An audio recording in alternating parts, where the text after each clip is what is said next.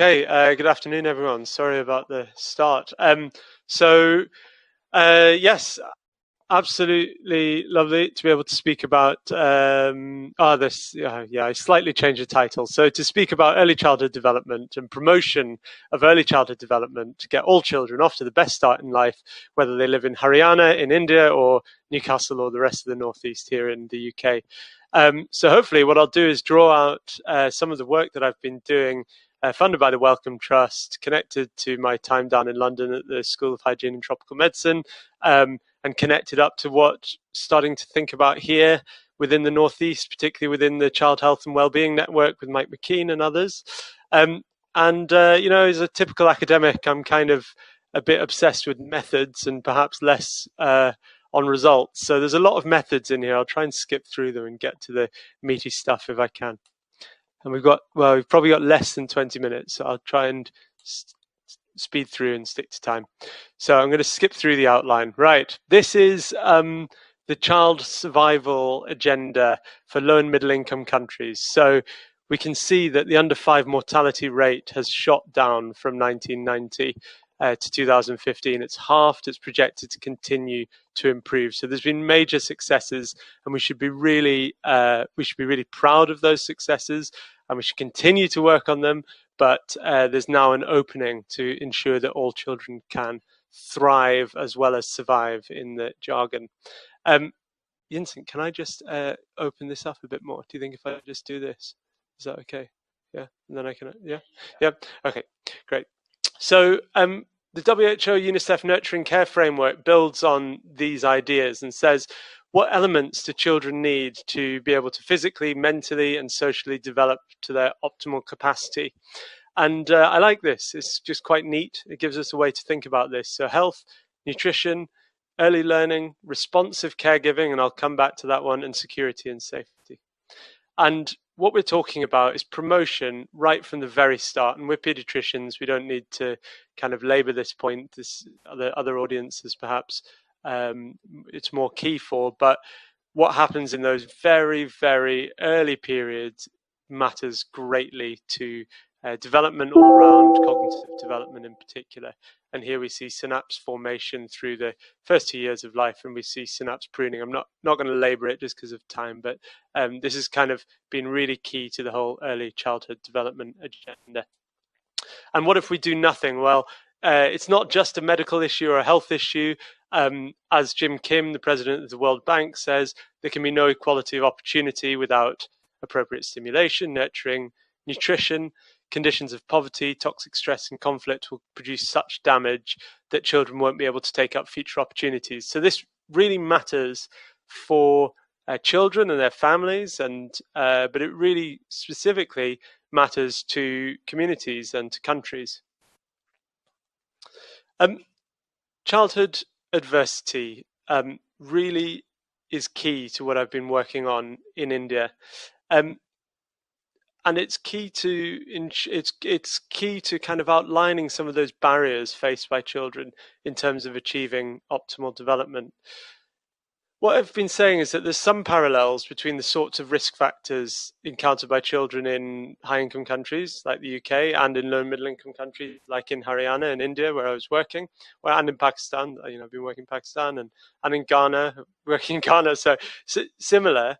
But children in low and middle income countries encounter a greater number of these adversities, a greater range of these adversities, and they have fewer protective factors than even the poor children in high income countries. And I think that's an argument that's just worth developing a little bit, because we know that inequality is super important. We know that poor children in our region in the northeast of England suffer greatly. And it's not a competition between those two things, but we just need to start to pull out exactly what we mean by adversity in different settings. And I've just outlined some of those adversities that I've been working on in India and Ghana. And I've stuck a little note there in red saying Northeast pediatricians will see this as a fairly recognizable list. So poverty, attachment and parenting style, child abuse and neglect, social support, environments, nutrition, and so on. Perhaps less of the refugee status, although certainly in parts of the UK that's absolutely key, and so on and so forth. And what is this concept of toxic stress? Well, this comes out of the Harvard Center for the Developing Child. So, the Harvard Center have developed this way of thinking, this taxonomy, which says that children, everyone is subject to some stress. Those adversities create some stress. If it's positive stress, as they call it here in the green, results in some kind of brief increases in heart rate, mild elevation in stress hormone levels, and that's okay. It's actively good. Everyone needs a bit of stress. It can be it can be tolerable if those go on to be more serious, but they're temporary and they kind of go away after a bit. They last for a short amount of time, and particularly when children are buffered from their effects by supportive relationships. But what they're really talking about is toxic stress, and this is this phrase that you will have seen in various bits of literature around the prolonged activation of the stress response systems in the absence of protective relationships. And we'll talk a bit about cortisol measurements, which is part of measuring this. So the intervention to improve all of this is the spring trial, the sustainable program incorporating nutrition and games, run out of London School of Hygiene by Betty Kirkwood, who's the PI. And here's a picture from what this intervention looks like. And I think this just kind of illustrates the sort of thing we're talking about. It's monthly home visits from this community health worker, a woman chosen from the local community, trained up in childhood development, and she uses a counselling approach informed by cognitive behavioural therapy to work with mums, dads, and wider family members through pregnancy in the first 2 years of life. And here you see the community health worker working with this plate, and they're kind of playing games with it, shining light around, using words to explain what's happening. So it's combining this sort of psychosocial stimulation with nutrition intervention. And I'm going to skip through the change pathway. And we're on to some results, because I think so it's always good. So, question: is cumulative exposure to adversity through pregnancy in the first year of life associated with impaired early growth and development at 18 months of age? It's quite a long-winded question. I think the key research gap that this addresses is, yes, poverty is bad for you, adversity is bad for you. It's a bit of a tautology, isn't it? Adversity is bad for you. So, but how early can this be picked up? That's not really known, not really understood. We see it as pediatricians. I've sat in those 2-year Bailey checks for the children who come out of the neonatal unit, and I've always thought, well, it's not their gestation that matters so much as their postcode. You can tell which children are from which families, and 36-weeker is not the same as a 36-weeker, and a 29-weeker is not the same as a 29-weeker. What happens to you once you're out, and what kind of stimulation you receive, and what kind of family and community you go into matters. So we might know this as pediatricians, but it's not well described. So here's the adversities. So you can see that many children faced at least one adversity, many faced 2, 3. Once you get up to 4, 5, 6, 7, 8, 9, fewer children face them. But some of these are pretty bad things, violence against, observing violence against your mother, death of a family member, violence from your sibling, your mum's severely depressed, all of these things. And then we measured the child's length and weight, and we did the Bailey scales.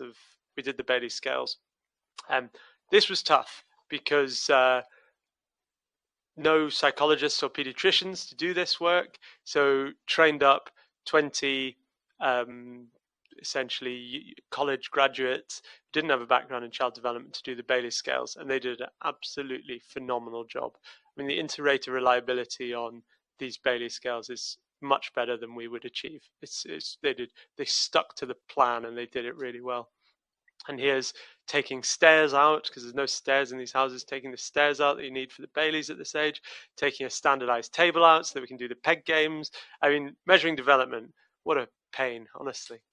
And we're going to skip through that one as well. So here's the kind of headline figure on this one, really, that as the adversity faced by these children goes up from 0, 1, 2, 3, 4, 5, 6, 7, 8, you can see that these children's Bailey scores decrease from a kind of standard 95 to 100 points right down to kind of 85-ish, 90 points. So a big change, nearly 1 standard deviation change in motor, cognitive, and language scores seen as the adversity increases. It's a large sample. It's one of the biggest samples of Baileys in a low and middle income country. And we think this is pretty robust data, even once you put in all your confounders and do some adjustment and things, which I'm not presenting today. And that's just showing it in a different way. What we have to know about these children is that they start with extremely poor anthropometric status. The whole population's anthropometry is really, really shockingly poor. So even if you face no adversities, the mean score, the mean height for age and weight for age, Z score, is -1. That's -1 standard deviation. So it's 1 standard deviation below the mean, the WHO chart, and nearly 1.5 standard deviations for height for age. Remember, 2 is stunted and wasted. I mean, this is bad. So is this all socioeconomic status? I'm just going to answer the question and say no. The different types of adversity really matter, and we did some complicated statistics to pull that apart. Now, the even more kind of novel bit really is thinking, well, how does, adversity causes problems, various problems, and we can unpick that in various ways, but what's the mechanism here? What's going on? There must be something biological happening. And the hypothesis was around cortisol stress biomarkers. Hadn't been done using hair, which is what I ended up doing, which measures chronic exposure to cortisol over several months. So here's some pictures, taking nice saliva swabs from children, 6 swabs over each of 2 days, and a sample of hair from the back of their heads. Skip through that. And here's the graph. So you can see that as the adversity increases, the concentration of cortisol seen in these babies' hair at 1 year of age increases, and did lots of statistical modeling and things to unpick this, try and understand a bit more about exactly what's driving it. And essentially, it's this cumulative effect. It's no one thing. You can't say, oh, what really matters is that your mum's depressed, or that you're seeing violence, or that you live in a low socioeconomic household. That cumulative exposure constantly gnawing away at you is what we're saying, what we're picking up here, and what we're saying matters. So, question, is hair cortisol a useful biomarker for ECD? I've talked about how difficult it is to measure development using the Bailey scales in these sorts of contexts. Well, there's real benefits to it. Can I now go on and show that this is a really useful thing to do at scale across low and middle income countries? That work is ongoing. And just to finish, because I started a bit late, try and finish reasonably on time. What might similar sort of thinking lead us to in the Northeast? I've been talking to Mike McKean and Heather Corlett here from the Child Health and Wellbeing Network, thinking about, well, what sort of interventions might we do to get our children off to the best start in life? We have some of the poorest outcomes overall across the whole country in our region. Really shocking, second only really to inner London. We have a lot of need. We have some of the highest poverty rates. We have a lot of obesity. Our kids are not ready for school when they're ready to start. Sorry, I'm being extremely negative. I need some faces to make me know that I'm being too negative. So we have a lot of negatives. And we have additional things to think about in the Northeast that we're not thinking about in India and not thinking about in Ghana yet, although we should. Disability would be absolutely key. Really talking about development without disability, I think, is a mistake. School readiness I've touched on. Obesity prevention, not an issue in India, but certainly something we should be thinking about here. And we have such positives here in the Northeast that we could do things with. So we have much more data. both national and regional health data. We have education data. There's big linkage projects looking at bringing them all together. We have a track record. We have the 1,000 Families Study. Newcastle, an absolute leader in this post-war. We have people that understand big data. We can start to think about targeted intervention to specific areas, maybe by postcode. I didn't even mention we had to go around and knock house numbers onto the side of every house in the villages of Haryana. So we don't have to do that stuff. We've got big advantages here in Newcastle. Maybe we can learn from, I've said Vancouver, because there's amazing stuff, Pippa Rowcliffe's team that we could learn from Vancouver. So I will end there and take some questions and try to be less negative, and just thanks to lots of people, but the Wellcome Trust funded me, so I should mention them. Good. Okay, so if anyone wants to ask anything, please put your virtual hand up. Where?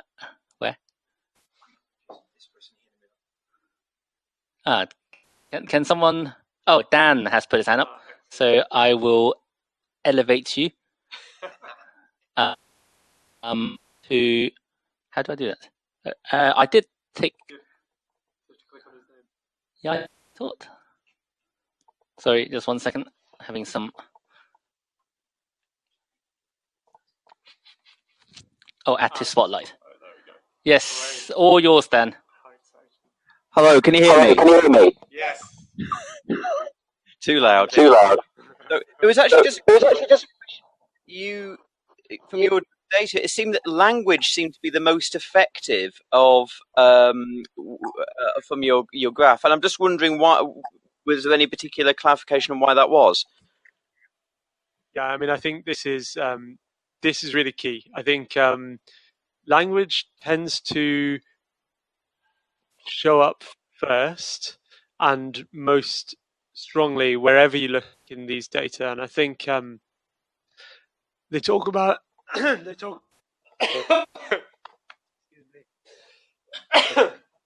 talk about language being the key to the brain, so language development leading to cognitive development.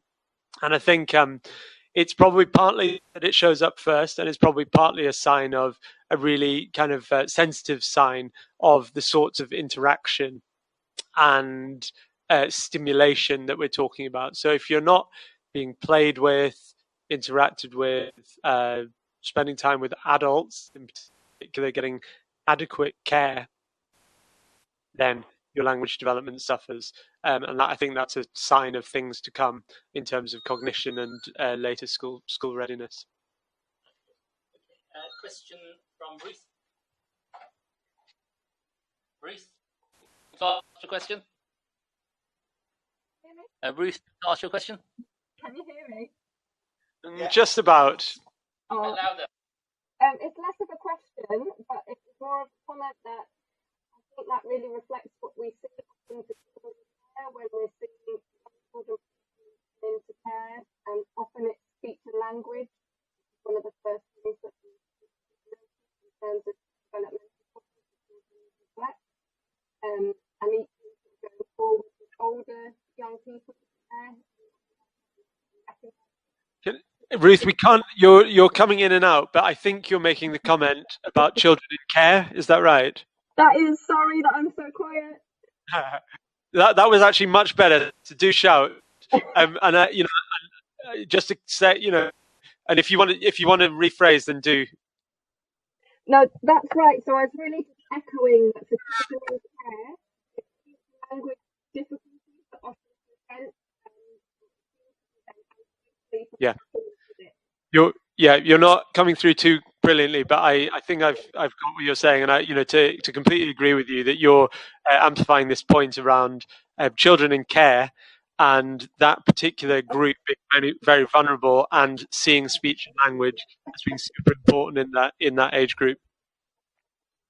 And we should all watch out for it, really. And I think other community pediatricians would probably be able to add to that kind of discussion around speech and language and what we can do about it to promote language skills. Anyone else?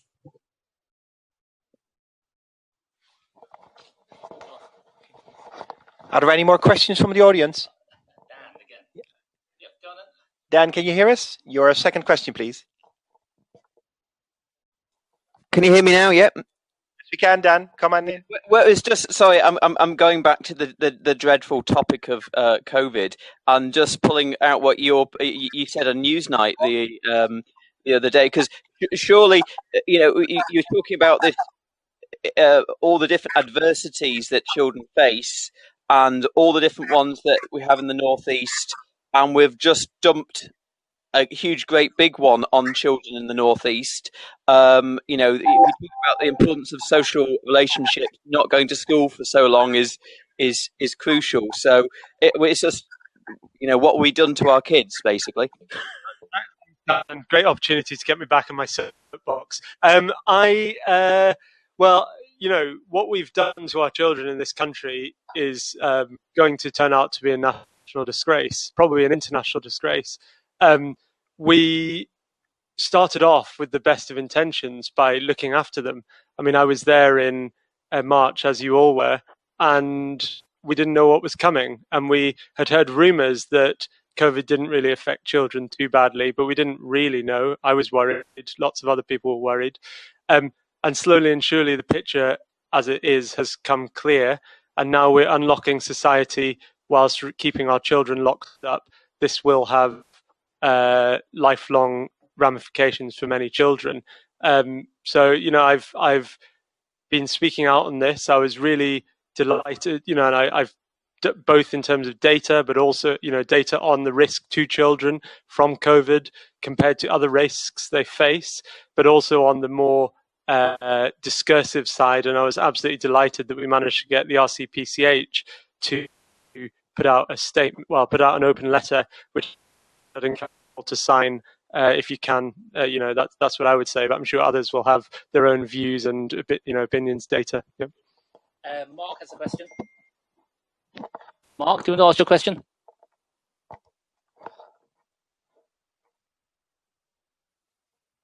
I thought you had a question, but not anymore. Okay, so any last thoughts from anyone? Okay, well, maybe Dan could come back on this COVID thing, because we might as well not just hear me again. Mark, yes, go on. You can talk. I think you're on mute, Mark. That's right. Yeah, just speak a bit louder. Can you hear me now? Yes. Very loud. Good. Go on then. So, I mean, I think this is really important, and I was disappointed by the wishy-washy nature of the college letter, in that it just calls for a plan and a structured response to getting children back to school. I think we should be advocating a complete return for school and be really saying, if you follow the science, they're not at risk, and let's get them back in. Social distancing is not appropriate for small children, and the evidence is that they are pretty safe in. At the moment, we're just playing along with the government, and I think we need to be much more strong about the response. Mark, the work it took to get that statement out, as poor as it is, was incredible. So if people can lobby, push hard for the college to do more, I mean, honestly, it would be brilliant. Okay, well, I would encourage people to do that if they can. Yes, please all sign the letter. Great. Do we need to do group of paediatricians in the Northeast if we're so worried about our?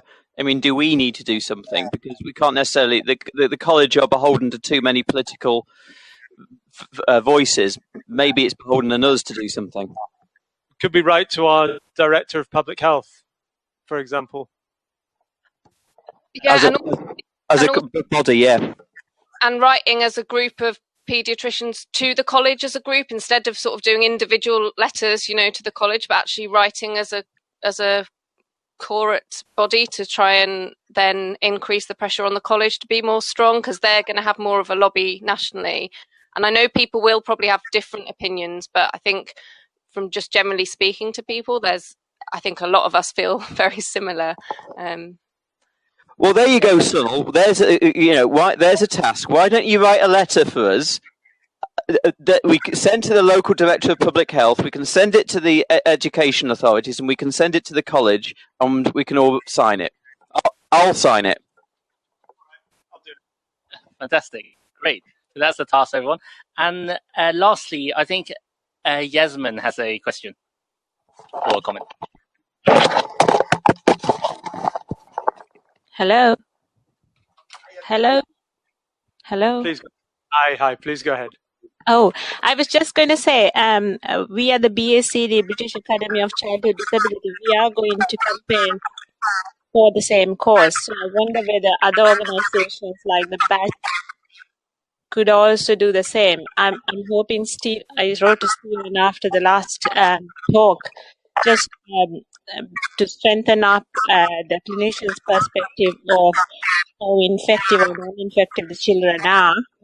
We already have DCP giving us information about the survey they carried out among disabled children, families, siblings. Their view about what's happened during lockdown. So all coming together will be a good document to take to the... Yeah, absolutely. Great. Okay. Well, thank you very much for everyone dialing today. I'm very sorry about the late start, and I think we'll end it there now. And if everyone could give a round of applause. Excellent. So next 2 weeks we've got this going on again. We are talking about COVID with Marika next week, and then the very last one before we break will be Gareth Veal from the who's a pharmacologist from the Cancer Centre, who will be a non-COVID talk and will be fascinating. So see you next week. Thank you.